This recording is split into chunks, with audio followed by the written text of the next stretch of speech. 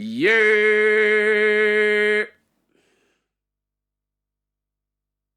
You ready to talk, yeah? Let's go, man. It's that All time. right, let's It's that get time. into it. So we're back. We're back again at No Star Studio. Still getting things sorted out in the personal life. Connor's not on camera today, but he's in the room. But yeah, we're getting things sorted. Abs, you saying you good? Yeah, I'm good, man. I'm alright. Yeah? Yeah, I'm great, man. Looking forward to this one. Yeah, this one's. Yeah, I'm looking forward to it. Yeah, so still. we got a special guest in the house. We got Joshua Parker, professional footballer. How you doing? You good? Very well. I Yeah. complain whatsoever. Got your petrol sorted? A little bit. I got enough. Yeah, so at the moment there's a bit of a craze going on. I'm sure everyone would have seen it. Everyone's rushing to petrol stations trying to get petrol, even though there's no petrol shortage. So we don't really know what's going on there. Have you got your petrol? You sorted? Yeah, mine's sorted. But I'm not even. I don't understand. What's going on? If we had a shortage, petrol garages would be shut, no? Yeah. But they're all open. So where's the There's no that makes no shortage. sense. It's mad how people think. I'm seeing people go get petrol at 5 o'clock in the morning. Yeah. And the garages are rammed. But the thing is, you have to, because but think about it, if you're a person who doesn't have petrol, then you have to now go and get petrol. Otherwise, you can't get petrol. Yeah, but not everyone needs petrol. At the Yeah, same time. I know. Come on, Everyone's man. just moving crazy. Something don't But make surely sense. everyone's going to get petrol so they can get to work. Just say, I ain't got no petrol, so I can't go to work. Yeah. It's no different to when it was in lockdown. Yeah, Just yeah, say, I can't yeah. get in today. Yeah, Exactly. yeah, That's what people are gonna start doing as well. But it's just mad, isn't it? If there's a shortage, garages will be shut. Yeah. But they've put the prices up as well. Some garages have put it up by Inflation, like yeah. 20 pence, Yeah. 30 pence. I Swear. swear, it's like I think it was like 135 near me. It's at like 150 now. Something stupid. I see it the other day. Bloody I was like, hell. what? This is mad. They're just milking it. But Yeah, Is but what it it is, is man. what it is. It is what it is. But you know what we like to do? We kind of like to take things all the way back to the beginning and learn from our guests and their journey. So, like, where did you grow up? I grew up in Slough. Slough. Sunny Slough. Okay, what's Slough like? It's funny because people always like laugh and joke about it because they always see things like The Office and all these things. But growing up, no joke, Slough was one of the worst places in the UK, and I'm not even trying to glamorize it, but a lot of the families that kind of got kicked out of London got sent into Slough because it Okay. was so close for them to go back in as and when. Right. So growing up, there was like 4 or 5 huge families Right. that kind of overruled everything. Right. Yeah, it was just like a strange place because everyone kind of, if anything outside of the area kind of kicked off, everyone backed each other. But then Right. everyone had their own little things going on inside of Slough. It was strange, but yeah, like when you're raised in a certain type of environment, you kind of love it because it's what you know. Do you get what I mean? Like when you're growing up, you want to get out of that area and have this big house and be secluded. Then you're like, I kind of miss like being able to knock on my neighbour's door or having like a little play outside. Like my kids don't get that because I was at the aspiration of getting out of that, and I'm like, my kids ain't really streetwise like me. Yeah. So it's a strange catch-22, but For sure. So, what was the home environment like for you? So, like, did you have both parents at home, brothers, sisters? listen, my setup is bonkers. So didn't have both parents around. Then I'm trying to figure out where to start. It's a crazy story. I'm gonna help my mum right now. Yeah. So my dad was married, but mum didn't know. Right. They were having a little thing. My dad was older than mum, like 8 years. You know, typical West Indian men, like Gallus. My mum fell pregnant with me. Right. Then found out that my dad had a wife, and his wife was pregnant at the same time. Wow. So then he was like, I don't want to be with you. Mum was like, cool, I'm keeping my child. That's kind of my, sounds a bit savage. My mum's actually savage. That's my part of you that I'm taking for what you took from me. So he disappeared out the scenario. Mum raised me. Stepdad came around when I was about 1. Okay. And was around that forevermore. Yeah. So, did you have any, I guess, step brothers and step sisters? Yeah, I got a step brother that's 3 years older. Then there's the one that's 11 days older than me. But we don't have no relationship. I don't have no relationship with them, even though they grew up in Slough. what with any of them? Any of them. Is that just from upbringing, or I used to play football against them. I didn't know they were my brothers. I remember the first time I met my dad was I was playing at a football tournament, and I'm doing the typical thing of eating a hot dog in between games. Yeah. And my mum literally grabs my arm and yanks me and starts like pulling me across like this pitch. And she tapped some guy on the shoulder and she's like, Josh, this is your dad. And he had his oldest son with him. And he was like to me, if I was you, son, I'd forget about me. And bopped off. No way. How old was you at this time? 8. And I was just like, can I go now, mum? Like, because I'm 8, like, I'd kind of cut. I'm not really deep in what's going on. Yeah, you don't. Yeah. Carried on, forgot about it. The next time I see him was when I was 18, when I got asked to pay for Antigua. And I had to ask for his birth certificate, so I had to go knock on his door. And how was that? It was mad because at the time, my mum was on holiday. Right. And I was looking after my sisters. And my sisters were like, I think they were like, must have been 14 and 11 at the time. So I'm dragging them to Slough at like 10 o'clock at night, just past my test. Like, knocked on his door. He's opened the door like a fraction, like poked his head around. They said, I'm Kim's son. Like, I didn't even say, like, I'm yours. Yeah. Said, I've been asked to pay for Antigua. I need your birth certificate, otherwise I can't play. I'm supposed to be flying in 2 weeks. He was like, I'll get them to email me and I'll sort it. Close the door. Boom. No way. Yeah.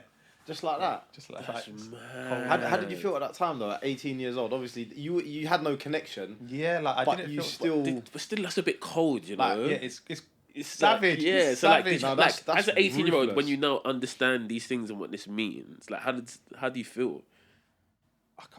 At the time, I just thought like. Were your sisters with you at the time? When you... Yeah, my sisters were So hiding they behind the saw- car looking. Oh, so they didn't, but they didn't hear the No, conversation. they didn't hear the Okay, conversation. okay. But I just thought like, you're weird. Yeah, Yeah, You're that's actually weird. yeah.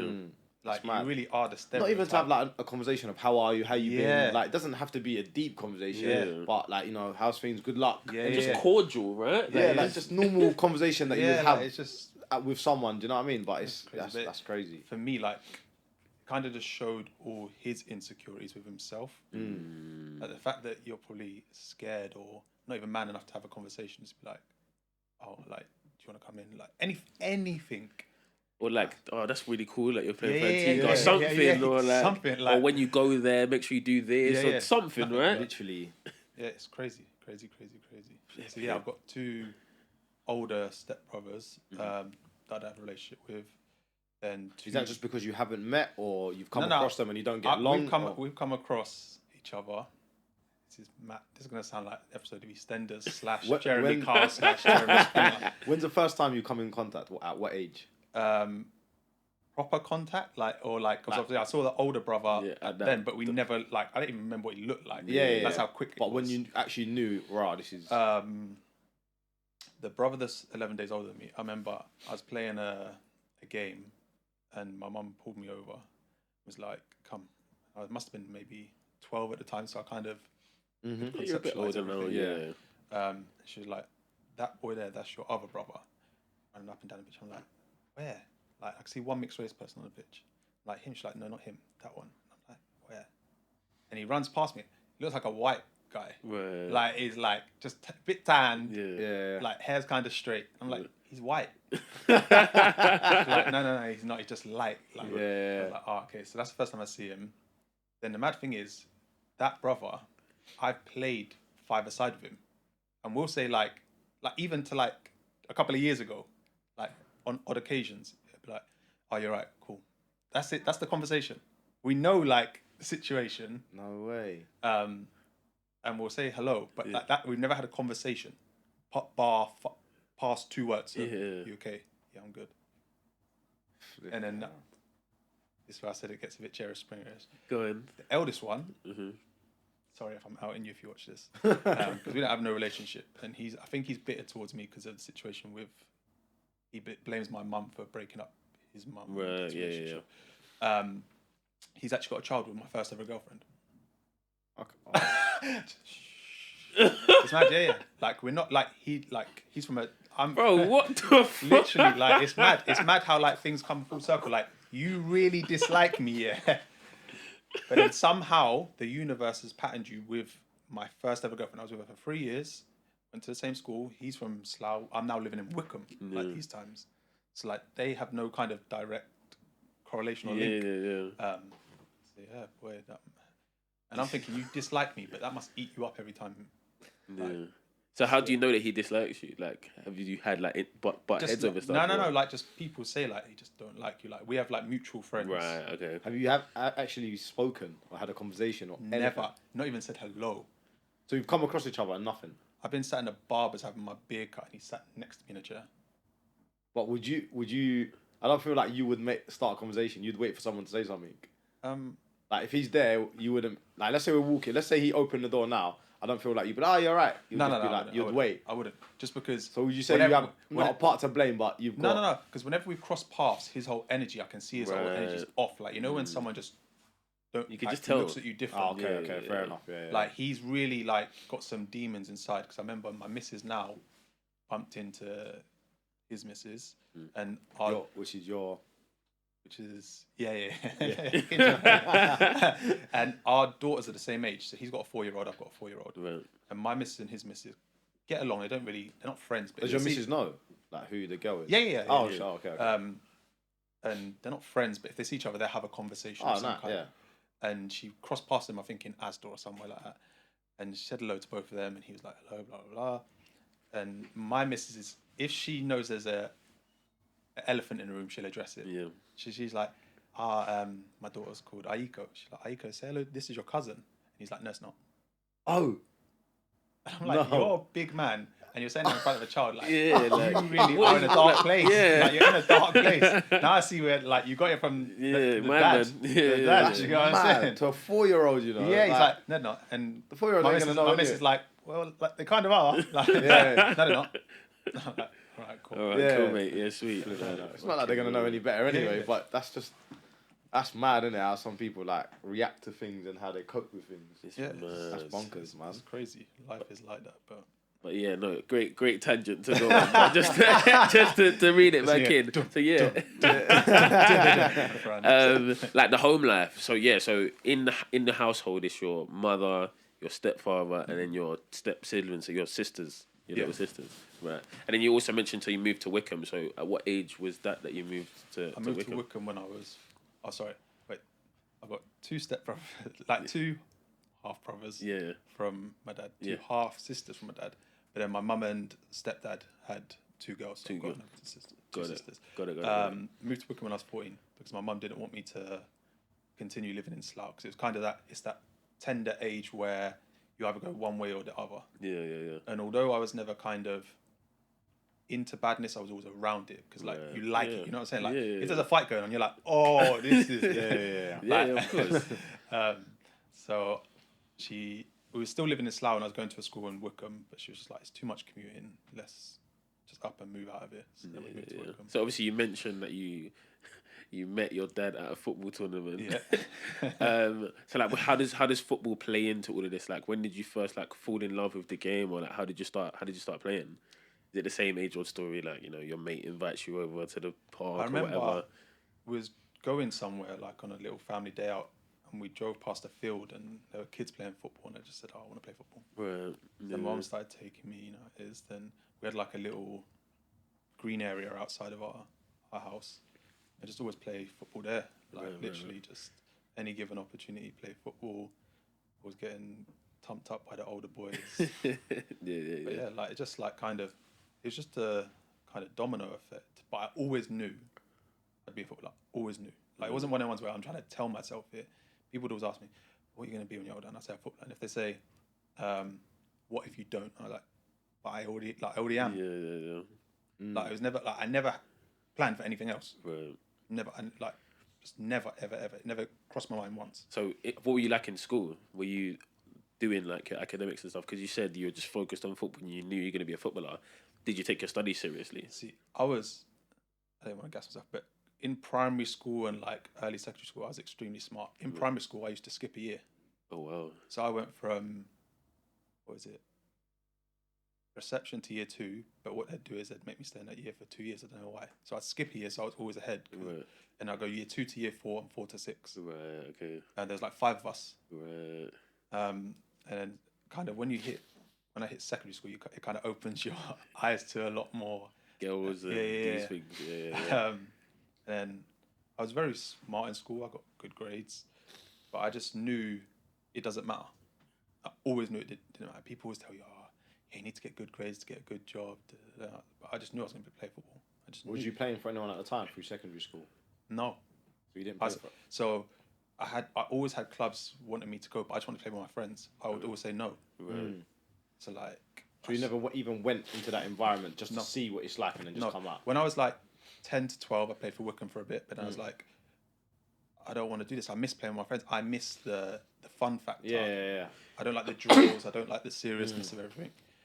So I just carried on playing Sunday League. And even when I was getting like clubs call me at like 15, 16, I was like, no. I don't know why I was doing that. But then my godfather was like, you need to make a decision now because otherwise you're going to go college. Yeah. Was this at like, I'm guessing 15, 16? Yeah. Just before you go to that. So throughout school, was you one of the top, best footballers in the school? Yeah.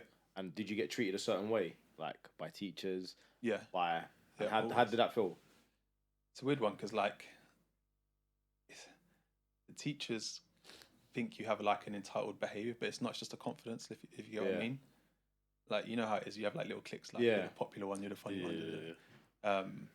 I just was just myself. Did you have any players that were at clubs? Yeah, so I had one other guy in my year. His name's Ross Jenkins. Doesn't play anymore, but he was playing for Watford. Oh, Ross Jenkins, I know. Yeah. I've done my UEFA B with him. Ross Jenkins, I used to play against him all the time at Watford. He's a centre midfielder. Yeah. I know. So he was great guy. Oh wow. He obviously played for England under 21. He did really well. He's playing like. Played like 2 seasons where he played every game at like the age of like 19, 20. He was flying, and then I think he got like a couple of injuries. Yeah, he had like a back problem. He's got bad injuries. He had to stop, didn't he? Literally stopped very young, like maybe 24, 25 he stopped. Yeah, and he was playing abroad as well. Yeah, he was doing well. Yeah, he was crazy. Yeah. No, that's mad. So it was me and him that were kind of the 2 people that played football. Yeah. Was he treated any different to you? In terms of like, you probably thought you're both at the same level. Yeah. He's at a club, you're not. Yeah. Where the teachers treated you like a little bit different because obviously he's got a title. Yeah. You haven't. So they'll look at you as like, you think you're a footballer, but you're not. You don't play for anyone. Whereas he thinks he's a footballer. He is at a club. That's how it works. That's how it works. No, it's crazy. Do you know what I mean? It's like, did you see the treatment, like the difference in treatment and how things were? Yeah, like from what I know of Ross, I'm guessing he was a nice kid in school because he comes across like very mellow, very calm person. Whereas I'm guessing you was a little bit like enjoying school to the max. I was kind of, I wouldn't say rebel because it's similar to how I am now and how it's hampered my career a lot now. I don't go looking for trouble, but if there's certain instances where I can speak up or I should speak up, I'll do it, and I don't care how detrimental it is to me. And it's hampered me in my career, but for me, I get satisfaction out of knowing that kind of no one ever manipulated me or I never had to be a yes man. That you've done it your own way, my own what way. You believe in. 100%. And I just always was myself. I think that gives me a lot of like a big peace of mind. Okay. So now you get to 15, 16, and you got to make this decision. Yeah. So literally, I remember going college. So I went to QPR. And I was training for 2 weeks. And they were like, "We really like you," but this was a time when they were making a decision to give the second years their pros. Okay, So they were kind of like they wanted me to go and train with the youth team, but it was kind of pointless if you know what I mean because they were focusing on that. So then I got invited back in pre-season, went on tour to Germany with them, and then signed literally after I came back from the tour. Did you have to move down? No. Literally, QPR it's the closest club to me, basically. Okay. Other than Wickham. Yeah. It's the closest club to me. Okay. And how did you feel? I don't know. Did you feel like when you went in, I'm just going to sign here? In terms of not like they're going to offer you something, but the environment that you was in. Do you get what I'm saying? Yeah, as soon as I went in, I didn't feel out of place. Yeah. Like, sometimes you go into environments and you're like, oh, he's really good at it. I didn't think like that. Yeah. Like, so I didn't get that. I just did what I needed to do. And the one thing that made me like extremely confident, the day that I went in, Steve Gallen was the manager. Okay. He's now Charlton's director, I think. They were doing races, and he was like, "Oh, I heard you're fast." And Dean Parrott was in the youth team at these times. This was just before he went to Tottenham for like 2 mil. Yeah. And he was like, "No one to beat Dean," and I smoked him. Yeah, because he's a centre midfielder. Yeah, but he was rapid. When I say rapid, he was off. Yeah. Like I was, because what we did is 6 yards to the halfway and back. Oh, okay. And on the way up, he was keeping with me. And I was like, oh my God, he's quick. Who's this guy? And then I just kind of started to leave him on the way back. Yeah.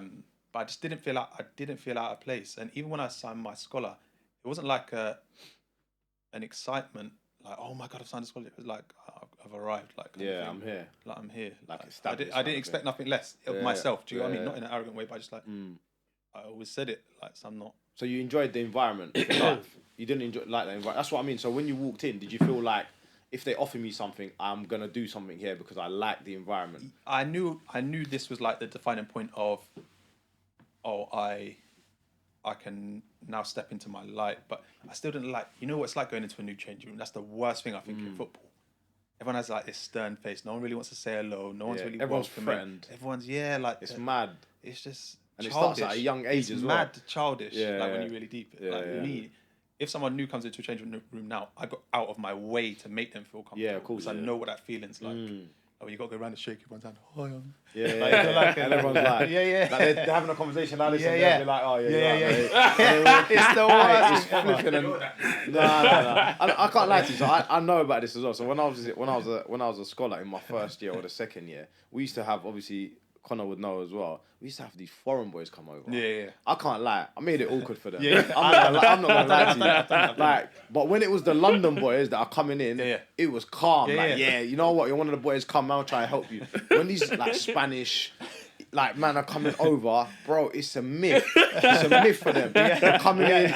Your kit's somewhere hidden. There's no kit. We had one Italian guy come over. It's mad. An Italian guy, and he looked scruffy. He was small. Like, I can't remember what club he'd come from, and he couldn't speak a word of English.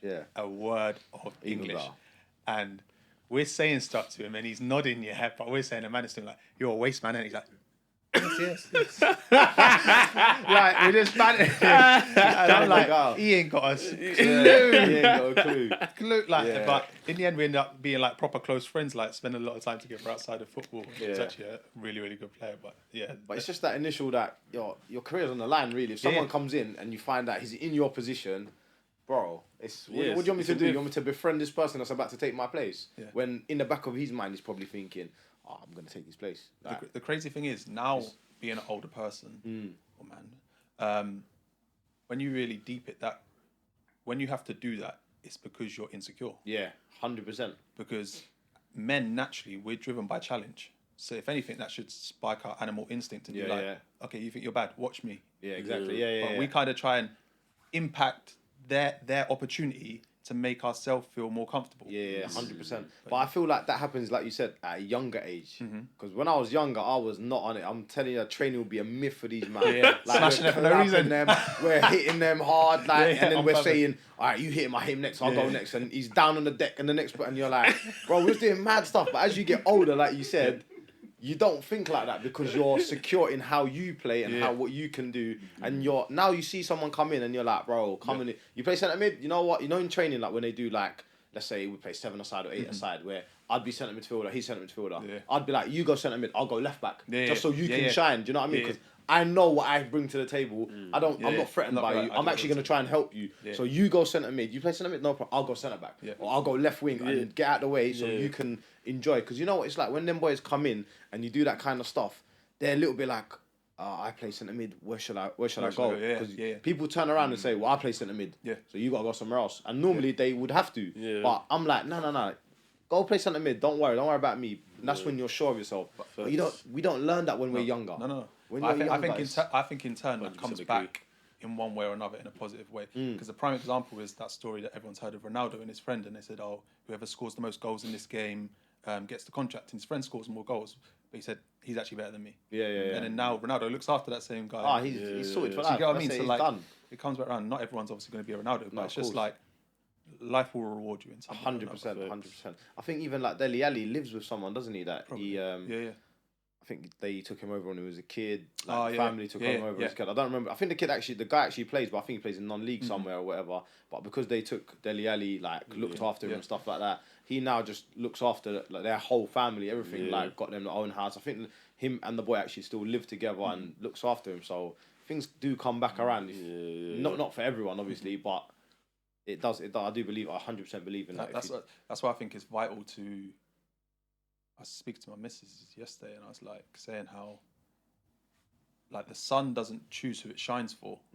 So you have to just be your purest and most honest self all the time, and act with good morals, if you know what I mean.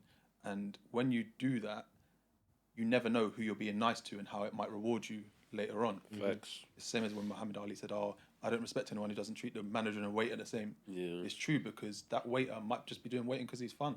His family might be super rich. He's like, "You made me feel really good.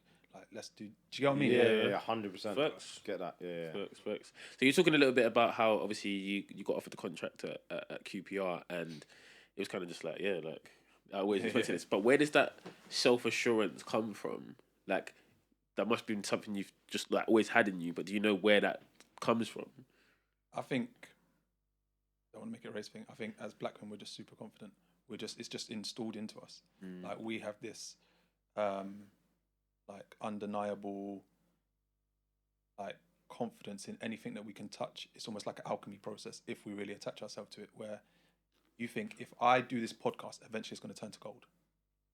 Like, it's just like installed in us. It's partly conditioning from like a street environment where everything's competitive and you always want to be the best. Or if you're saying, like, let's play a game 1-on-1 and you beat me, then I'm going to cuss you and I'm going to win that cussing match. And if I don't win that cussing match, I'm probably going to box you in your face. Do you know what I mean? It's just like, you will keep going until you win something. Yeah, until you gain something. And I think that's just where it lies. So just like to touch again on that, like the assurance thing, and you touched on, you know, obviously being black and stuff. So what was it like in Slough? Is it quite multicultural? Is it? Now it is. Growing up, it was just all black people. All black people. Now all black people, okay. It's Romanian, Polish. Because what happens now is when people come over from other countries, their first base is Slough. Okay. Oh, okay. And then they get sent to like Birmingham, etc. So it's like almost like the hub until they find a permanent allocation for them. Right. But growing up, it was just literally there's loads of Antiguans where I'm from, a lot of Jamaicans. Yeah, it's just loads of black people. And then when you moved to Wickham, was that completely different? Completely different. Old people, old rich people. Yeah. So did you feel out of place a little bit, like when you moved? Yeah, like it's just different. Like when I was in Slough, there'd be like 20 of us hanging outside Co-op. Yeah. For no reason. Yeah. You know the ones where you're just staying up late for no reason. Yeah. Then drinking bigger and eating Space Invaders. Yeah. You know, when I moved to Wickham, I'm all chilling outside the cinema and Frankie and Benny's and that. Like, it's all nice. Like Frankie and Benny's. Yeah. But like I said, it's just is what it is. You just kind of adapt to it and just roll with it. Yeah. So obviously you signed a scholar at QPR, so the things start picking up for you quite quickly. Like, are you training with the first team after some time? No, it was very much the opposite. Right. I kind of got not too comfortable. I just kind of got very comfortable in the environment, and I was almost acting like I was in school. Like I was quite mischievous, always doing something like bantering someone, letting off flipping stink bombs, like all types of stuff. Yeah, it's funny because I used to always banter the kit man, and he's still there now. He's been there for like 20 years. I think he's one of the highest paid kit men in the UK. Right. And they used to call him. His name was Cat. Because he used to be a goalkeeper. He used to play for QPR, I think. Right. And I always make cat noises, and he used to have head loss. He'd come in, he'd be like, the next one is us. Like, he always wanted to beef everyone. And it's funny because what was it? We played QPR in pre-season, and I made the sound, but he didn't know I was on the pitch. And he turned around, and he was like fuming. And he saw me, and he started laughing. He was busting up. That's great. But like, I was just like mischievous, and then I think when you're knowingly, if you're religious, I'm not, sinning, I think it just, you get little signs or little messages. So I remember I was stretching one day in the gym and I had a mad freak like injury. So I'm literally I'm stretching my hamstrings, my legs on something. Yeah. All of a sudden when I'm stretching it, I'm leaning forward, I just felt, and my body like kind of dropped a little bit. Oh. I was like, it took my breath and I put my leg down. I was like, I can't breathe. Like, why can't I breathe when it's my leg that's hurting? So I went to the physio room and they were like, what's up? And I was like, my hamstring's like mad sore. And they're like, sit down, we'll wait for you. And I'm like thinking, this hurts. Turns out I almost tore my hamstring off the bone. Literally, it was hanging on by a fragment. Grade 2 tear just from stretching. Oh my God. What? Yeah, mad. So like literally, I was out for the whole of my first year. So I was just in the gym all the time. Like that's when I kind of started going to the gym. Right. I'd never been in the gym before. And then came back in my second year, and that's the first time I kind of felt a little bit of pressure, because I was like, I basically got a year to get my pro. Myself. Yeah. Then I came back flying, like, and ripped my second year to shreds, Scored a hat trick in FA Youth Cup. Must have played about 26 games. I think I had like 23 goals. Cold. Like, just kind of. He was flying. I remember that. Do you know Angelo Balanta? Yeah, I don't know him personally. I know Dagenham. you're talking about it, but Yeah. he was like the wonder kid, weren't he? He was. He was a madness. Joke. I remember. Yeah, I've never seen anyone so good. Yeah, like, he's I'm actually angry for him. Like, he didn't achieve what he should have. Yeah, I heard. I think I played against him a couple of times, and People still say he's good now, but like, yeah, I've seen him play now as well. I think he's like Dagger's captain. I Yeah, he's think. captain, He's captain. I've seen him play a couple of times because a couple of my friends like play at Daggers. Yeah. So I've seen him play. You could see he's got like a, you know, that swagger. yeah, He's got a it's swagger just about different. him. You know when people are just easy on the eye. Yeah. Our youth team was good, to be fair. It's not very often you get as many pros out of a youth team as. Yeah. I think maybe there's 7 or 8 that went on to actually play. Wow. So then you're in your second year now, and you're flying. Get your pro. Yep, get my pro. And was that a moment, just to cut you, was that a moment where you thought, yes, Yeah. or you was happy? I was happy. I wasn't buzzing Right. like that. I was just like, I've made it. I've like ticked it off. Yeah, I'm yeah. a professional footballer. Yeah. But what you really realise when you look back is you're not. You're not. Someone said to me later on in my career, you're not actually a professional footballer until you start 50 games. Yeah. Which I think is fair. Yeah. Because anyone can get a couple of appearances here and there. Yeah. Like, It's 100% true, and that's why they, when players at clubs now throw around, but I'm a pro at yeah. Man United. Yeah. Arsenal, how many games you played? Yeah. I'm in the 23s. Yeah. You what? So you've played no games, and you're going around telling people you're a pro, and it's because the contract says professional. Yeah. So now you think this is your status. So they'll go around talking like someone will come to you. Yeah. A kid will come to you and go, "Yeah, I'm a pro." Yeah. Like, what have you done? And then you'll go, "Well, I've played, but I play for Arsenal 23." Yeah.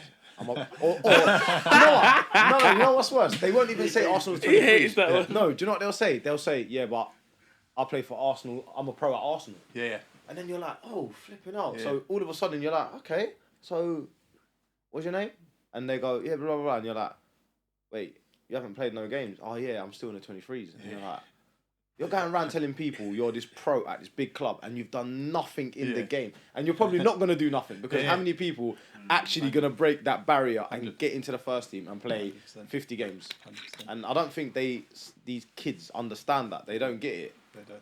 It's actually mad. It's bonkers, man. So yeah, like you sign a contract, you're not buzzing, but you're happy. Yeah. And then do you get to play? Like, do you get to make a debut soon after? No. So I remember they were trying to get me to go on loan to like multiple places. In the end, I ended up going on loan to AFC, and they're in the Conference Prem. Right. When I got there, it was a reality check. Nah. You're in the jungle Like, now. yeah, you're really, like, you're really, like... The real football. Yeah, it's real football. Like, take your own kit home and wash it. And pre-matches, like, just the madness. And I was like, oh, God, what have I got myself into? And I was supposed to be there for 3 months, I think. And literally, I remember we was going to an away game, and it must have been, the meet was like 5 o'clock in the morning, something crazy. So I get on the bus, and they're like, if anyone wants to go and grab some like food, go and grab it, then we'll leave. Go inside. I'll never get over this story because it's actually followed me all through my career. All the players are grabbing like bacon, BLT sandwiches and crisps. And I grab a chicken burger from Burger King. Yeah, people got chips. So I put my burger on the bus. I go and get something out of my car. I come back and it's gone. Oh. And I'm like, who's took my burger? I think they're bantering me, innit? Yeah. And they're like, the gaffer took it. I'm like, can I have my burger back? And he's like, what the fuck do you think?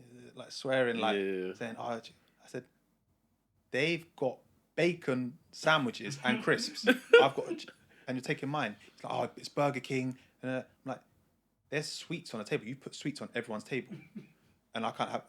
So I'm like, so when we get to the game, it's Oxford away. He drops me out the squad. Oh my! And this is where like I get my backup. Like I said, I don't care who you So are. has he dropped This is you your because first time ever. This is I think it's my like second or third game. Okay. and he's dropped you because of the argument you've had, No. or because you wanted the chicken burger I think before the it's a bit game? of both. I think it's a bit of both. Because like I'm not backing down. I'm like, what are you on about? There's sweets on every table, but I can't have a chicken burger. But they've got bacon sandwiches. Yeah. So then get there, and he obviously drops me completely out the squad. So I'm in the stands. Right. And after I come down, they lose like 2 or 3-0. He's like, oh, going crazy. He's like, you're in tomorrow. And as he gets to me, I was like, don't point at me. I'm going back. Nah. And I never went back. Like, I'm going back tomorrow. What did he say? He couldn't say nothing. See ya. Yeah, no. And when you went back to QPR, what did they say? Like, They like obviously heard the story from him, and they're saying like that I'm doing X, Y, and Z. I tried to explain the situation. I was like, this is the actual situation. Yeah. Don't need to inflate it. What did he actually say? Did they tell you what he said or not? No. They didn't tell you. No. Okay.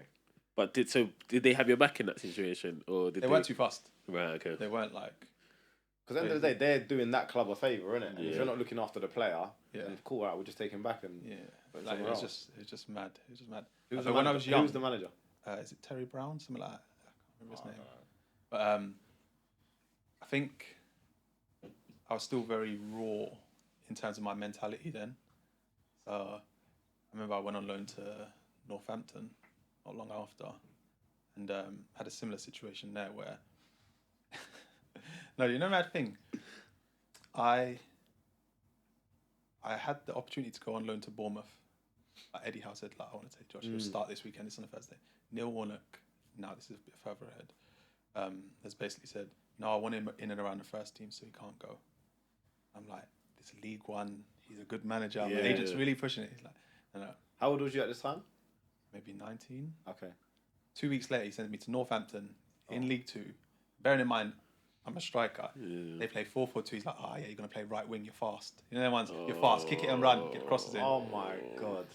And I'm like, oh my God. So training's poor, and I just literally was not having it. That's the worst thing And ever. I remember one game he was like, you didn't start me, so I was starting. Who's the manager? Ian Sampson. No, I don't know. I think he does a bit for England now. Okay. And he was like, oh, you're not starting tomorrow, you're on the bench. I was like, to be fair, I've got 2 weeks left on my loan, you might as well send me back now. After how many games is this? How many did you play? It much? was a 1 month loan, so I played like, there was Saturday, Tuesday games, so I think I played like 3 or 4 games maybe. Yeah. I was like, you might as well send me back now. Yeah. And what did he say? I'll come on loan and I'm going to sit on the bench. Yeah. Like, but obviously you don't understand, like you think, you have like almost entitled behaviour because you're like, I play for QPR, like you said. Yeah. You're in all that, but it's not like that. Yeah. Okay. What was his reaction? He's just like, fuck off literally, if people ask him about me now, he still like says the same thing, like no, don't, like he's this, he's that. I'm like, it's been like 12 years. Let it go, man. Let it go. Yeah, I find that. Yeah, go. that's mad. That's mad. Yeah, I've had, you know the thing, you know what it's like in football. They always tell you to play the game. I can't do that. I'm like, if I play the game, I'm basically creating an avatar that ain't me. Yeah. Do you get what I mean? I'm creating a fake me, just to kind of get a little up or a little head. Mm-hmm. I'd rather not. I'd really rather not. Like my missus says to my mum, said to my agent, says, "Come on, just play the game." Like, why should I have to play a game? I don't go out of my way to say, "Oh, let's argue." But if a situation arises where you're speaking crazy to someone, I'd be like, "Oh, like that's not the right way to do things," or like, don't disrespect me like that. Or if you're trying to belittle me, Yeah. it's weird because in the football environment, even though the managers are always older, they kind of talk to you like you're like children instead of like, I'm a man, you're a man, let's have a conversation. It's like, if you say anything, I'm going to punish you in one way or another. Yeah. You can't. You literally got no say. Yeah, you have no say. Yeah. And I don't like that. I'm not trying to overrule you, but I'm like, let's talk. Yeah. I can say why I don't like that or don't believe that's the right thing, and you can tell me why. And you're always going to win because you're the manager, but let's have the conversation. Yeah, let me tell you what I think. And I feel like the lower you go in the league, the manager's ego is even bigger. Yeah, that's even weird. bigger. It's weird. And it's backwards. we're here at the same level for Yeah, a reason. yeah. You know what I mean? Like, if you was that good of a manager, you would not be managing me. You're not gonna. Why would you manage me if you're that much? We're like miles apart of like you're this unbelievable manager. You're not gonna be managing me. You're gonna be in the Prem or the Championship 100%. or wherever you are or top of that league somewhere. Do you know what I mean? Or just even in the league. Sometimes they've even been in. They're the not league. even in the league, or like it's bonkers like how they talk. And I'm not a controversial person, and I've been in them situations where I see how they talk to someone else, and I'm like, that's bonkers. Like, how are you? Does that make you feel good? Like, is it an excitement? Do you go home and think, oh yeah, like I've done my like, or you don't have like, I don't know. Sometimes I feel like at home they have no entitlement, and honestly, I genuinely believe 100%. That. I think they go home and they have no say in what happens around the house because the missus has got them on top. They leave the house and they're like, now I'm the man. I can flex. Yeah, they feel like the players might know that he's got no say, so they got to show. It's bonkers. No, it's true, because honestly, no one can chat to the manager. You can't say home, nothing. Your missus can tell you, well, go on, you have to do it. Exactly, and like I said, the lower you go, the manager's ego is through the roof, bro. It's like they've been England manager and they're like, why am I at this level kind of thing? But you're at this level for a reason. I genuinely believe like you're here for a reason. You're either not that good or you're okay and you're here. But it's, I don't know, man. So having that type of personality where you kind of don't take shit and you won't compromise yourself. And you said earlier kind of it's hindered your career. What do you think has been the biggest hindrance for you? Like, what situation has really like almost come to a head? If there is one, there's loads. Literally, I've been at so many clubs. I've been lost track of how many. In terms of like the biggest, do you mean like incident? Yeah, let's go there. I'd say when I was at Red Star, definitely. But that one, it's weird. I'm always going to say this, but it's not me. Like, so when I was at Red Star, so basically when I was 21, I basically said to my agent, I need to get out of England. It's not the normal thing for at these times. No one was leaving the country. No one was leaving the country, and I was like, I need to get out. And he's like, what do you mean? I was like, you know what it's like being a footballer. You kind of live up to the hype. All your friends think every footballer is a millionaire. Everyone should have a nice car. You've got a big house, and you should pay for everything because you're a footballer. I didn't realize that when you first get your pro, you're like £400 a week, £300 a week, or something stupid like that. And they're working in Nando's and earning more than you, but they think because you're a footballer, you got the bank. So I was like, I need to get away from the distractions because like you're entertaining girls because they're like, you play football, oh, it's cool. Oh, you gotta get an expensive car because people expect that of you. So you're trying to live up to other people's expectations. Like, was you doing that at the time? 100%. Okay. I was living my best life. I was living my best life, like literally. And what made it worse is my changing room at QPR was a whole lot of massive personalities and extremely successful footballers. Okay. It's like we had like the captain was Fitz Hall. Oh yeah, Fitz Hall was like one of my boys. Yeah. Fitz is my guy. Like, Do you still speak to him now? Yeah. No, I've spoken to him a while, but like I was his boot boy, and he used to look after me. He's a guy, bro. He even till this day, he looks after all the boys in the end. Like he's one of the best people I've ever met. Yeah. Then we had like Peter Ramage who'd come from Newcastle. Then we had Adel Tarat. Yeah. And like player. Mikel Ledgewood who just come from Sheffield United in the Prem. Like our changing room was crazy. If you would have seen the changing room, because I was on music, innit? I was like 19, but they selected me for music, innit? Yeah. It's like before games, it was like a rave. I swear. Dance hall. Like, you know the ones where you can't get that in no change room. And the boys are loving it. Like, because it's a predominant, like, it's the most black change room I've ever seen. It's like, say 7 or 8 of the starting lineup was black, and they were real big personalities, personalities. And we had a guy called Damien Stewart who's Jamaican, but Jamaican. It's like before games, it's like actually like a rave, like playing old school like reggae. I'm like, this could not run in any other change room in the UK. No, impossible. They'd be like, what's that music? Turn that shit off. Get some Oasis on. Like, and the compromise that we came to, because although we had the other 2 big personalities we had in change room was Clint Hill and Sean Derry. Right. And they loved that 500 Miles song. Like, so before games we'd play that song. And all like the black boys would get involved with it. That was like the kind of compromise. Right. But where was I going? I lost my train of thought. Red Star, that's what I talk about. So when I said I needed to leave the UK, I went to Slovenia for like a couple of years. How did that come about? So my agent said, "Would you go to Slovenia?" I was like, "I don't know where that is, but that sounds cold." You know when you hear at the end, Yeah. it sounds cold. Russia, Siberia. Siberia, Russia, all them places sound cold. Yeah. It does sound. Slovenia does sound cold, cold, doesn't it? It does. Like, I don't know why. It just sounds cold when you say it. Yeah. So like, he's like, basically the contract's on the table. You can go and train there for 2 weeks to see if you want to sign. Went there, step off the plane. It's like 35 degrees. We're like, all right. Where's Like, the and I'm contract? like, oh my god, this is nice. Like, Yeah. we had our training facility. Then behind it there was like a public pool, like a massive pool where everyone would go to. Oh, nice. The city centre was beautiful. It's like basically looks like Italy. Right. Okay. Very picturesque architecture everywhere. It's like, yeah, let's do this. Then obviously I was there for 18 months, 2 years, and I got bought by Red Star.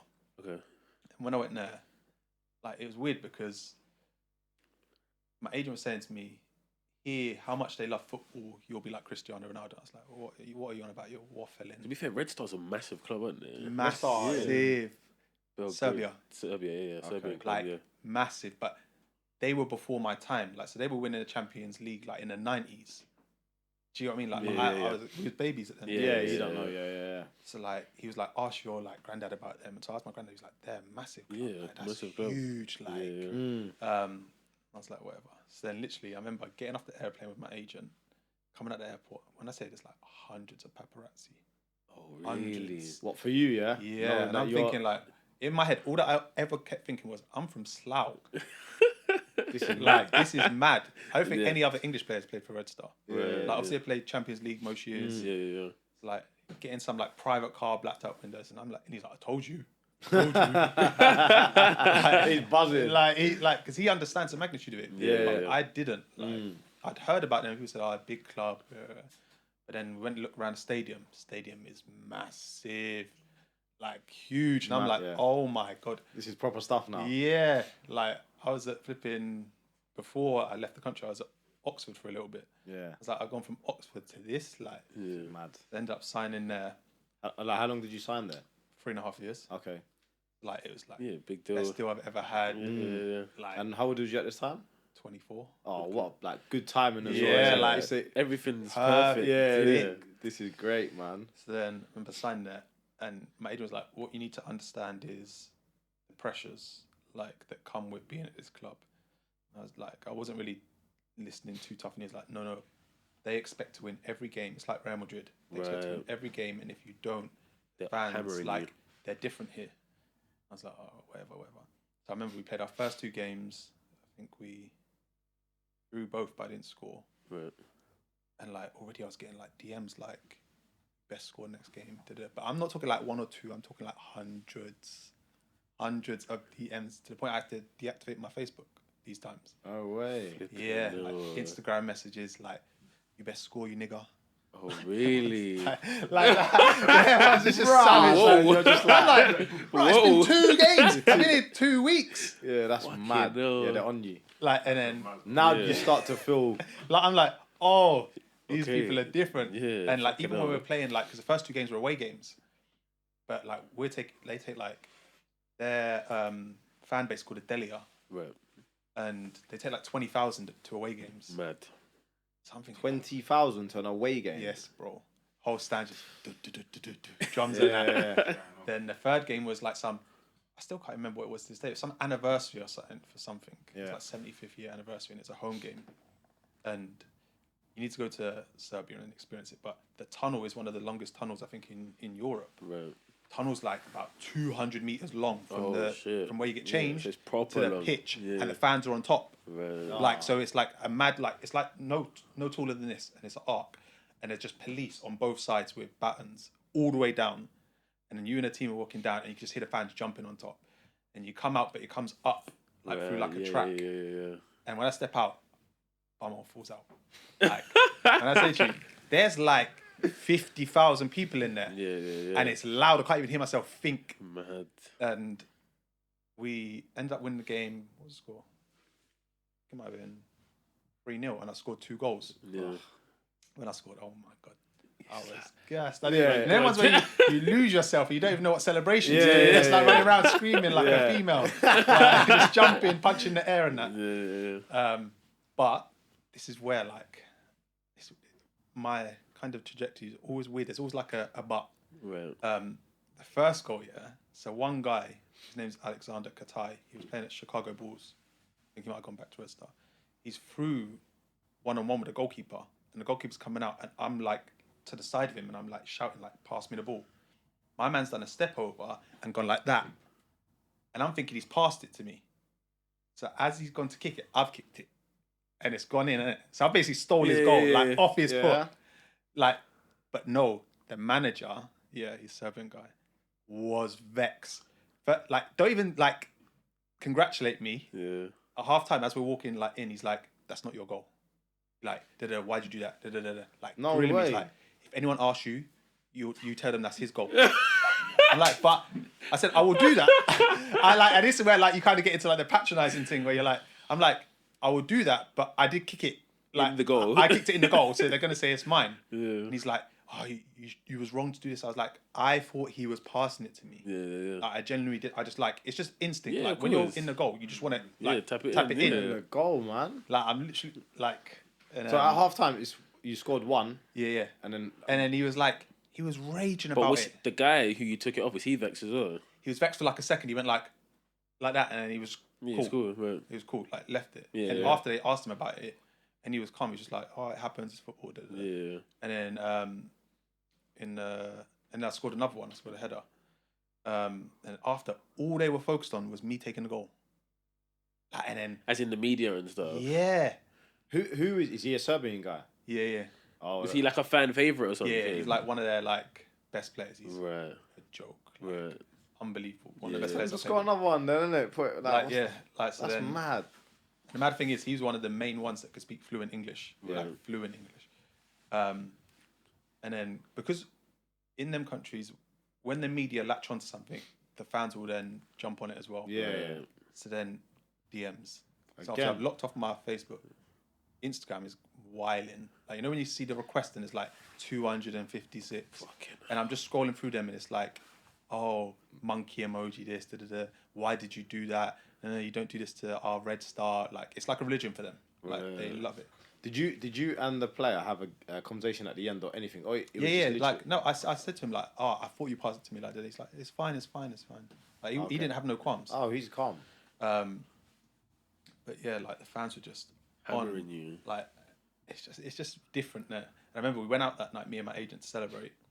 And I'll never forget it. In some club, and there's loads of fans in there, and they're like proper. You know when someone just looks gangster. I don't know why. They always like got like a leather jacket on, a man bag, a Gucci man bag, a fake one, some like mad shoes that the laces are like bare tight, and like you just know that you don't want to mess with them.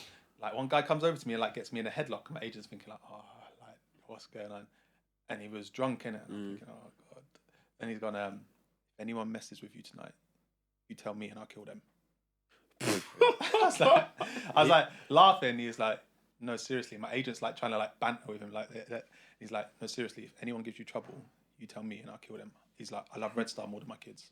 I was like, this country is that's not. this country. See me, I'm gone. I'm out. Because if it, it might be This me. country is Messi, no, seriously. The mad thing is, when I react, no, he was straight face. The mad thing is, when I reactivated my Facebook, I had a DM from him in the request saying like, what I said, any trouble, let me know.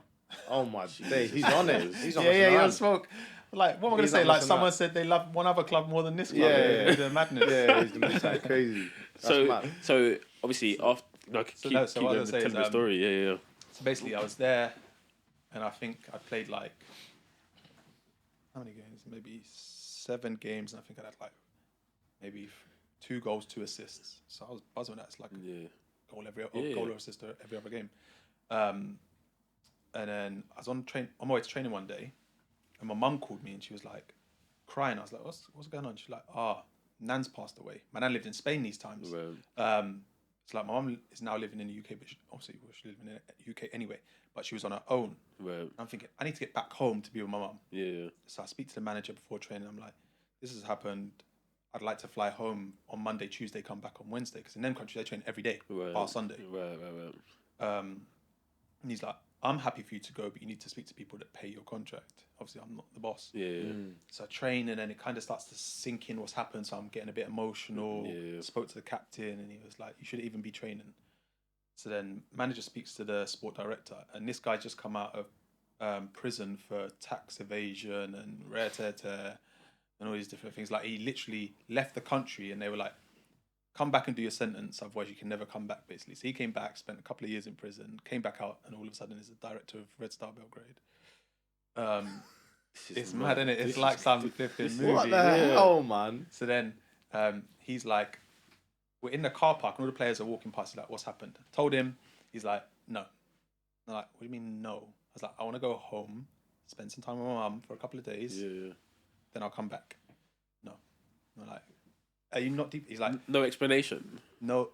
He goes to me, "How old was your nan?" I was like, "She was 65. She's old. She was more than likely going to die anyway." What?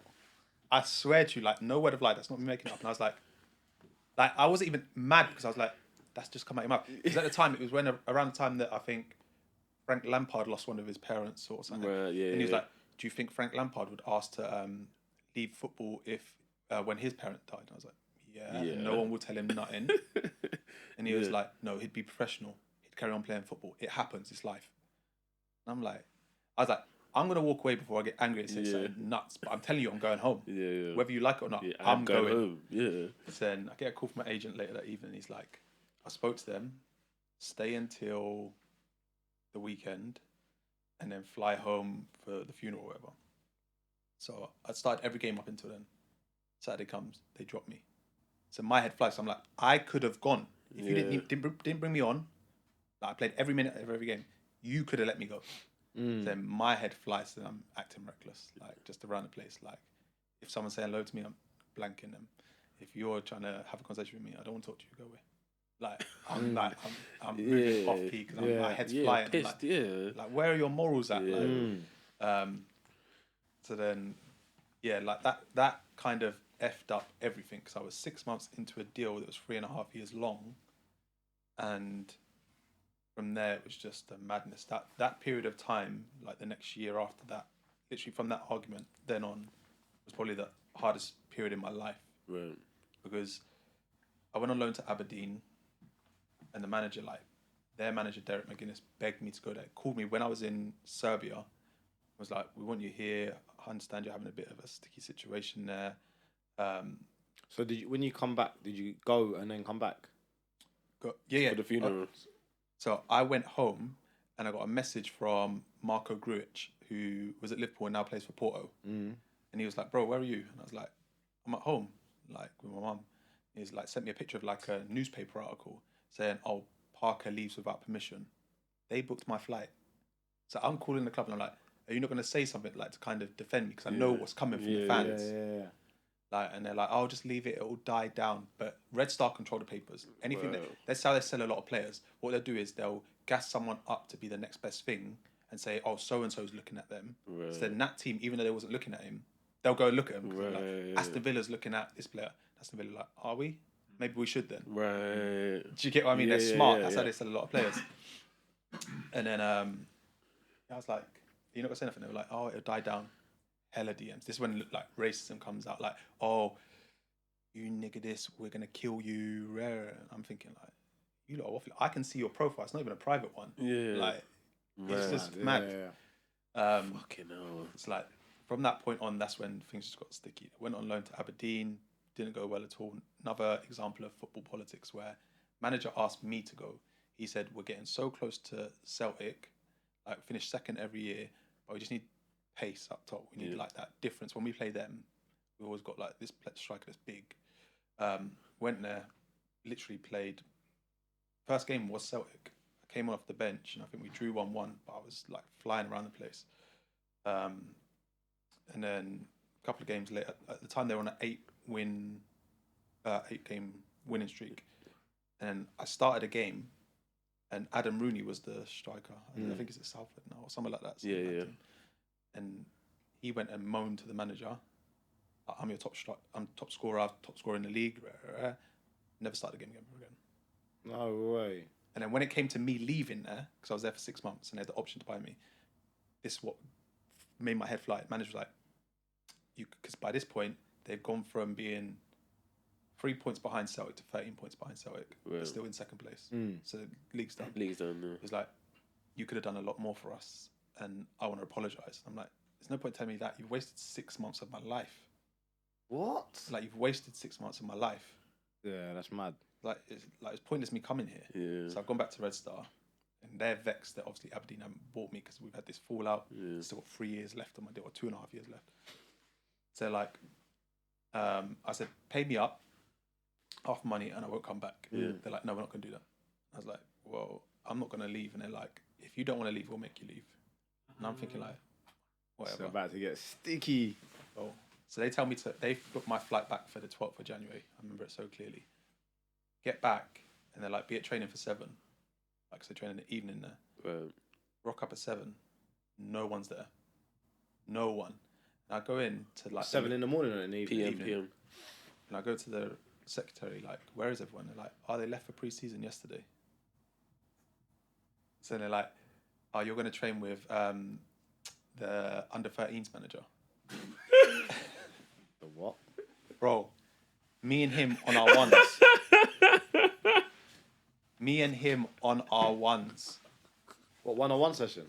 One-on-one session, These, bro. look, Just these me football and clubs, him. they're wicked, you know. They're wicked, Just man. me and him. Go on. What was he making you do? Bro, just stupid stuff. You know when someone don't know what they're doing? Yeah. In the end, we ended up being quite cool because he felt sorry for me. But like, he's making me like, he's like, yeah, I'm gonna make you even faster. Got me doing like athletics drills and that. Like we don't run the 100 meters. Like our Yeah. running's different. Like it's 5-10 meters. Yeah. He's all got me doing like a madness, and I'm just trying to be polite. Yeah. Then the next day we'll do the gym. Man's trying to show me exercises that don't even exist in the gym. Yeah, ones are just making it up. Like them ones are like just anything. Like he's like, yeah, this one's good for this, and I'm like, You don't know what you're talking about. like you don't know what you're talking about. But I that's- don't want to be rude and say like you ain't got a clue. Yeah. You haven't got a clue. So then they come back 2 weeks later. So you've done that for 2 weeks straight? 2 weeks straight. So then they come back 2 weeks later. They're like, you're not training with us. So I'm like, cool, whatever. That happened. That goes on for 3 months. Stop paying me for the whole 3 months as well. They didn't pay you for 3 months? Not a penny. So then I couldn't afford an apartment. So basically, Red Star, they've got 2 training pitches. One's elevated at ground level and then one's sunken. Right. And what they do is I have to go in because otherwise I'm breaching my contract. Yeah. And they can terminate it, which is what they wanted me to.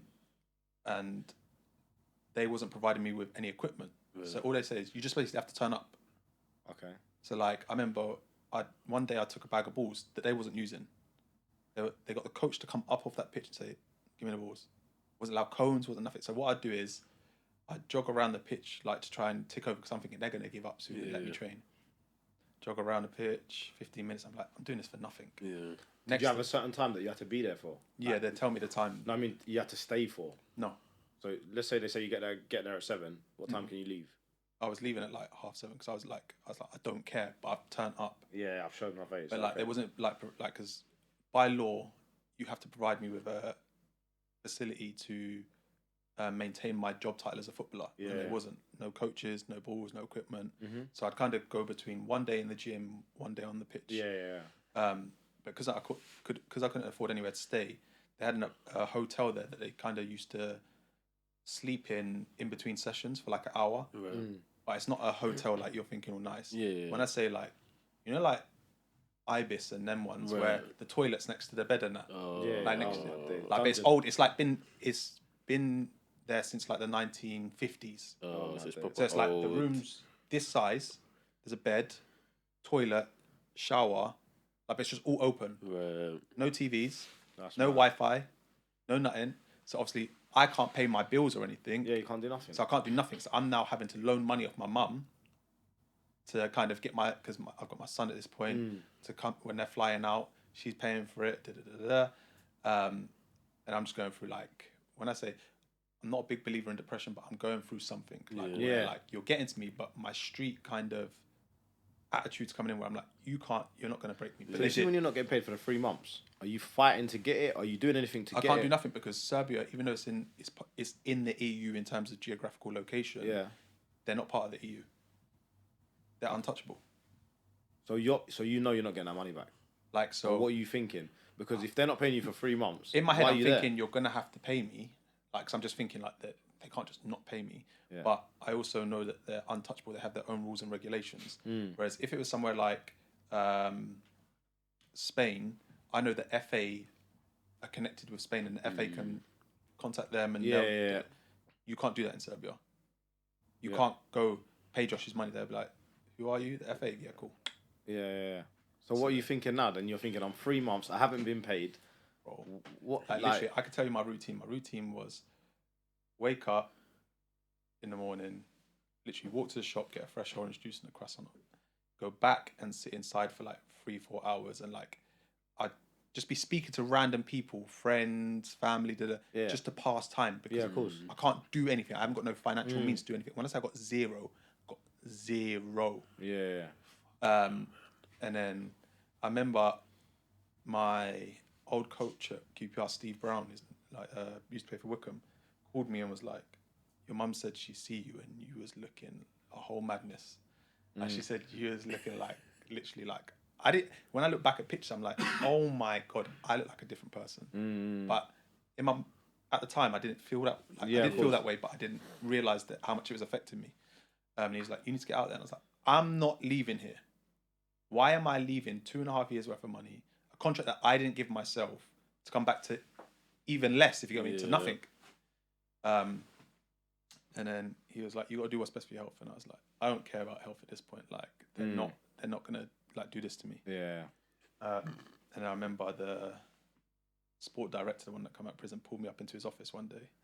And the good thing about it all was my missus was like, when you're training alone or when you're on the pitch on your own, record yourself to prove, like, just in case anything ever comes up. Like, mum wanted me to go to the papers and stuff like that. So I was like, they ain't gonna care about me. Yeah. So like, as I'm running around the pitch and stuff, I'll be recording myself, like saying like, they're down there, I'm up here, and I do it every couple of days. Like, I'm in a gym on my own, as you can see, no staff. And he pulls me up into the office, and I like record the conversation. And I'm in there for like 2.5 hours, and this guy is on me.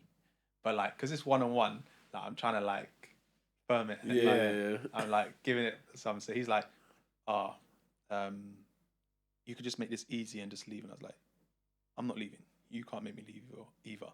He's like, I can't make you leave, but when people don't do what we say in this country, they go missing. No way. Yeah.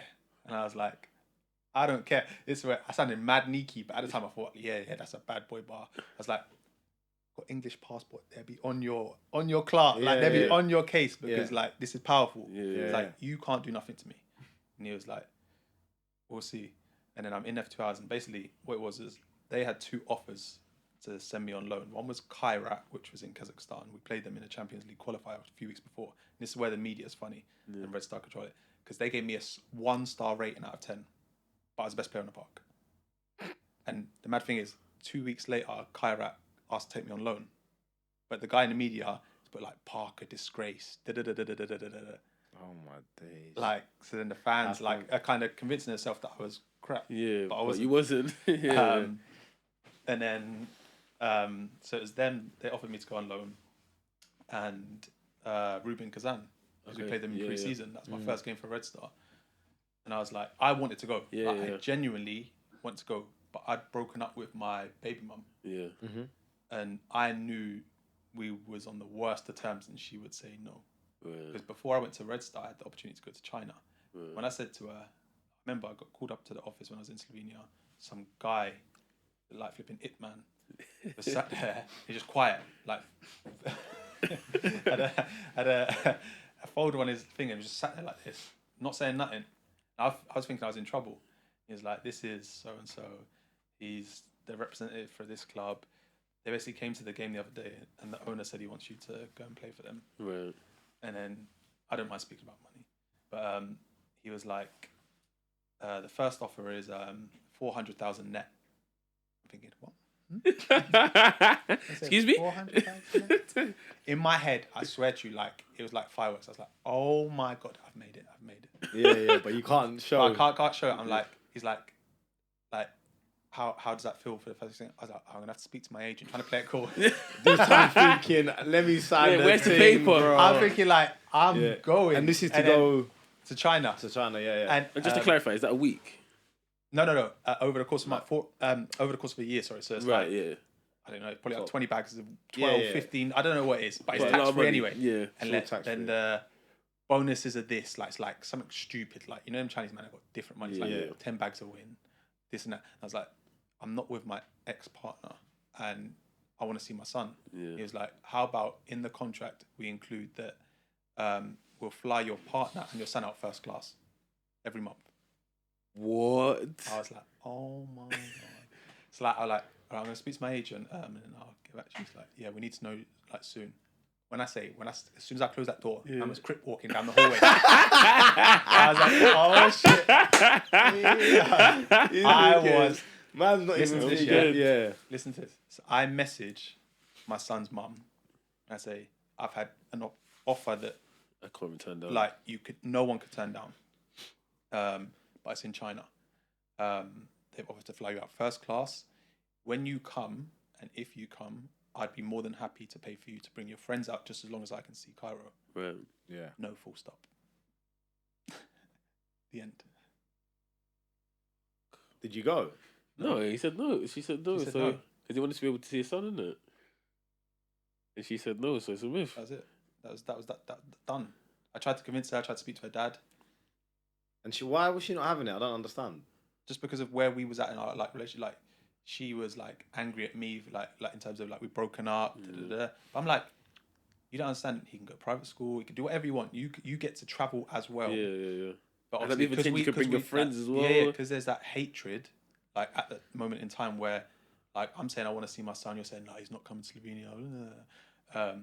It's just a way to attack me. Do you know what I mean? So I had that option. I had Sturm Graz when I was in Slovenia, and I had Red Star. And obviously, I So she was basically dictating where you was going to play next. Yeah. That's nuts, Mad. man. Because everything you do as a footballer is to make your family better. It's not for you. Like, obviously, for you to have a better life. But I genuinely believe people want to play football, and the first thing you want to give back to is your family, the people that are closest to you. 100 million %. That's the only reason we do it. Yeah, exactly. And now, the people that you're trying to help are holding you back to help them. Which is But at that time, obviously, she's just seeing it as you're going to this country, you're living a lavish life. I'm not a part of it, so you're not going to have it. Which is fucked. Yeah. Selfish. Yeah, it's mad. So then when I was in that room with the Red Star director, he was like, oh, Ruben Kazan or Kairat. And the money was amazing. Kairat said that I would take me on a 6-month loan or 2-year contract. But I already knew what the answer was going to be from my son's mum. Yeah. So So what was the option that she was going to say yes to? What did she end up saying yes to? She didn't end up saying yes to anything. So what did I you only went to Red Star because it was 30 minutes less airtime than Slovenia. So Slovenia's only an hour and 45. Yeah. And Serbia's an hour and 15. So it's no different. It's worse driving to Manchester than than going to Heathrow and going to Serbia. So then I was like, she's going to say no. And then he was like going off. He was like, you're stupid to turn down this money. I would not see my kids for 2 years for this money, and because they're going to benefit from it. I was like, the difference is I might never make that money. I might make it. I don't know. But I can't make up for the time lost with my son. Facts. So then I was like, I'm not going. Yeah. Then I remember I came back to the UK because I was going to court, like to see my son at the time to get him to be able to fly over to Serbia. And my agent like came with me. He's like, they offered me 50 bags to try and convince you to go, but I'm not going to take it. That's mad. That's mad. So what ends up happening there then? Yeah, what happens at Red Star? So then, in the end, I'm training alone for 3 months. Someone puts me in It's so mad. Whenever I haven't told this story in a long time, but boy. So someone puts me in contact with the head of the players syndicate in Serbia. Meet with him. Have to take my contract, my bank statements to prove that they haven't paid me. So what is that? Is that kind of like the PFA? That Yeah. syndicate? It's Yeah, kind of like the basically PFA. that. And Got he's it. dealt with them before, where he like did the same thing for a player that wasn't getting paid. And then we met, and he went through everything, took all the paperwork, and he said, "I'll contact you in a couple of days. I need to make sure everything's in place because you can't terminate your contract with just cause. That's what they call it, just cause. If there's any like, if you cancel this contract and you're in the wrong, they'll be able to sue you. Right. So he takes it away. We're constantly in contact for like a month, but in the meantime, he sends them a letter saying, basically, you're not allowing Josh to be a footballer. You have to let him train. So what they do, they'd be super smart. They let me do the warm up, and then like, we've got too many bodies. You're gonna have to do some work on the side. Like if they're playing 11v11, it's like, you're the one on the side. Yeah. I'm like, cool. I'm just happy to integrate and speak to people because they weren't allowed to speak to me. They weren't allowed to like socialize with me outside of football. So then I start obviously integrating with them, and then the new manager comes in and he really likes me, and he's like, I want you to play, but they're not going to let you. But what I did one time was I put my phone in my boot and knocked on his door and had my boots in my hand, and I was like, why am I not allowed to like play? Like you're letting me train, but I'm not allowed to play games. He's like, I'd have you start this weekend, but people upstairs said by no means are you allowed to play a game. I was like, cool, walked out because I knew what I had. Turn my phone off, record, because I'm collecting evidence like me recording me playing alone. And then it's now like June time, so we're coming back for pre-season, and they let me go on pre-season with them, but they're basically saying the only way you're going to play a game is if you sign a agreement that we don't have to pay you the 3 months money that we owe you until September. But I'm like, by the time it gets to September, you'll owe me 2 months more. Yeah. Like, and they're like, yeah, we'll deal with that later. I'm like, no, I'm not signing it. So while I'm in Slovenia, they bomb me off again. But luckily, I flew my family out and put them in a hotel next. Well, they flew themselves out next to me. So I kind of just used that time to spend it with them because I was always on my own. Like they'd be going off playing games or whatever. So then the guy contacted me and said, right, everything seems like legit. I've sent them a letter saying if they don't pay you your money within 2 weeks, we're going to terminate the contract and take them to FIFA. 2 weeks pass. We now get back from pre-season. I'm like, I want to terminate my contract. He's like, okay, I'm going to sort it tomorrow. Messaged him the next day saying like, let's do this. No response. Call him, no response. Send him back 10 messages that day, no response. Call the lawyer, the Serbian lawyer. I'm on holiday at the minute. I'll deal with it when I get back. Like, you didn't even send the original letter. Your secretary sent it, so you could just get her to send it. He was like, read it and ignored. These man had offered them money to not do it. So then I'm panicking because then I get a message from the secretary saying, we paid your money into your account.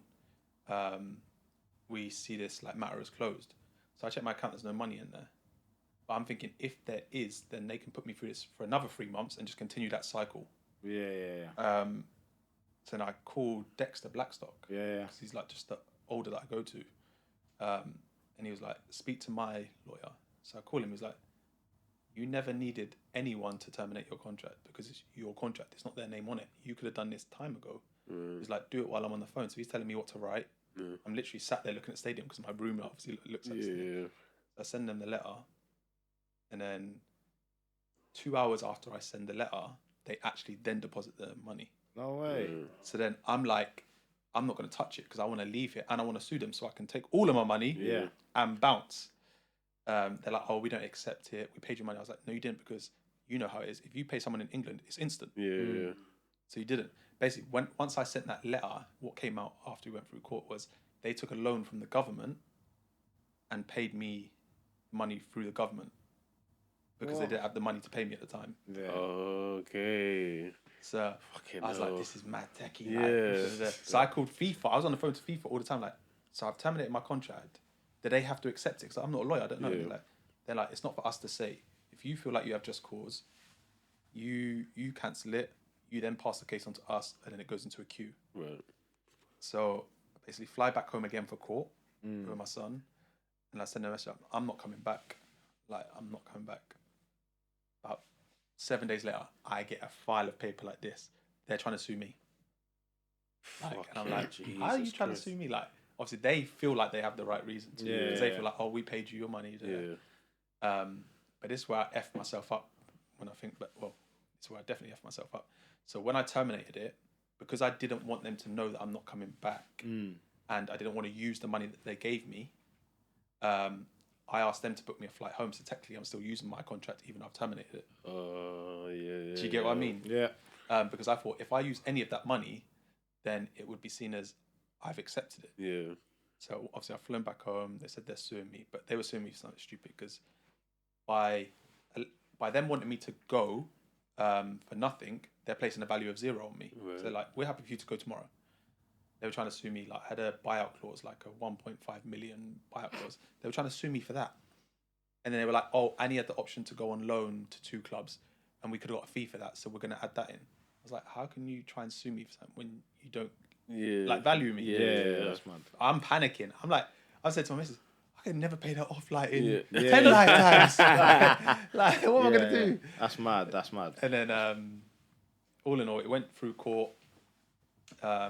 They didn't know that I had all the evidence recorded. And what basically happened was FIFA said, because you still used your contract, you can't get paid all your contract. But what they put you through, it's like a type of pay for your mental health, if you get what I mean. Right. Okay. So I got like a nice sum of money for my mental health, which I was buzzing with at the time. And it's funny because they did the case on my birthday, so I was like, this is either going to be the worst birthday or the best birthday. And then got sorted, but then got mad after that. They still had the rights to my transfer papers. So when that case was dealt with, I got money now back in the UK. Couldn't play football for the next year. So I started working in my godfather's coffee shop in Willesden Green. No way. Yeah, because I couldn't play football. And so I was like, I've basically quit football. Like, and I've gone from playing at Red Star to 6 months later in Willesden Green, opening up the coffee shop, having conversations with Kathy and her cat. This is mad. Like, I'm there at like 6 o'clock, opening the shutters.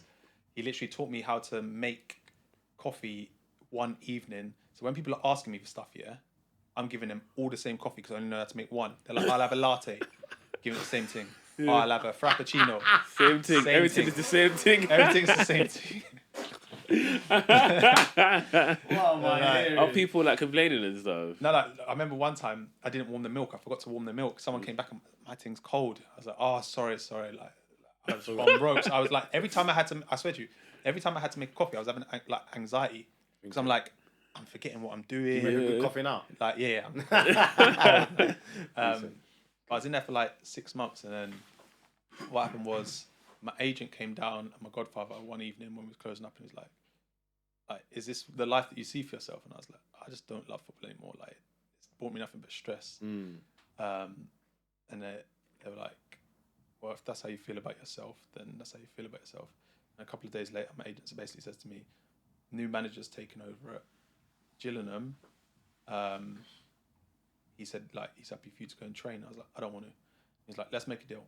If you go and train for 2 weeks and they sign you, then they sign you. If they don't, then we'll figure out other avenues outside of football that we can kind of get you back on track. Literally trained on the Thursday, Friday, signed on Saturday. And it's like, I hadn't played football for like 9 months. I went and played 30 minutes, maybe a couple of days before that for Willstone. And what's funny is, it's mad. When I first came back from Red Star, and I obviously didn't know they wouldn't get my papers. I went and played a game the same day that I landed. I went and played a game for Gillingham, and I bagged a hat trick and set up the other 2. They were like, not for us. And I was like, okay. Played Leighton Orient. Then when I left there, I went and trained at Charlton for like a month. They were like, you can't even play in friendly games, let alone because we've requested your papers and they won't give them. So then literally stopped playing football from then. That was in June. And then signed at Gillingham next February. That's mad. And then the mad thing is I signed at Gillingham, scored on my debut, and it was the goal that kept them up. And then I moved from Gillingham, the same club that had turned me down, to Charlton and got promoted with Charlton. So it's like literally a full circle. That's mad. How football works. Crazy. That's crazy. mad. Bonkers. We're nearly at time, but just one thing I wanted to touch on quickly is I know that you're a vegan. So how did sort of that come about, you becoming a vegan, and how is it being like a professional athlete and being a vegan? It's mad because like I feel like when I reflect my whole journey, I don't believe like that our lives are set for us, but it's too coincidental not to be. I believe like we have free will. But but just everything just kind of was a domino effect. I just remember being in a football environment, you know, you get a lot of the food. I just started questioning, like, they're giving us this stuff, but it just seems shambles. Yeah. Then you kind of become a healthy meat eater. Right. Then I went pescatarian. Right. Then I was just watching stuff. I just started reading. That's it. Got to the point where I started reading books, but like not English books. Yeah. Do you know what I mean? Like about history and stuff like that. Mm-hmm. And just from a logical, ethical, moral like standpoint, I just thought, if I don't need it, why do I even want it? And I was like, I want it because I'm conditioned like to want it. My mum told me milk is really, really good for you. It makes your bones go strong. But science now tells us the complete opposite. It doesn't. It's the complete opposite. So like, I went vegan 6 years ago. And it just feels right for me. Like, it's not for everyone, but I think everyone would agree that we overconsume, we're gluttonous with our behaviour. Definitely. We're extremely greedy and extremely wasteful.